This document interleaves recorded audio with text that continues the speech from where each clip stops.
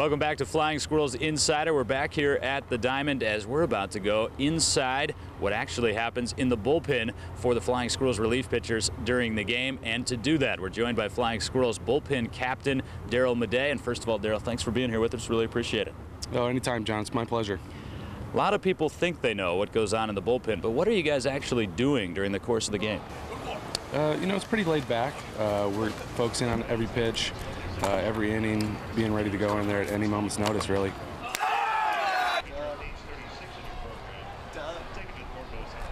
Well, Darryl, tell us a little bit about some of the guys you got out in the bullpen this year.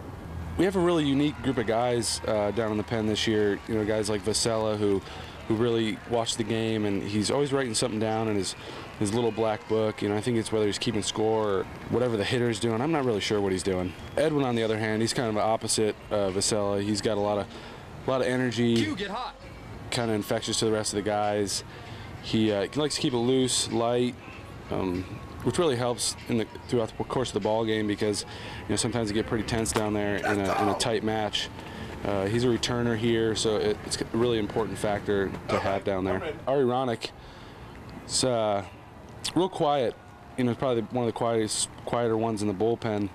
But it's kind of good. It mixes things up. He has a lot of nonverbal communication skills. And on the flip side of that, Jake Dunning, who is a master talker, give that guy a monster and he'll talk all the way through 15 innings if need be. He just has a certain way of saying things, almost like a poet. The words just come out of his mouth. Well, it's always said that the most unique character in the bullpen is generally the closer. Is that true with you guys too? Of course. Bochy, he's a special kind of pitcher. Most closers, they're completely checked out until the 8th or 9th inning when it's their time to come in and pitch.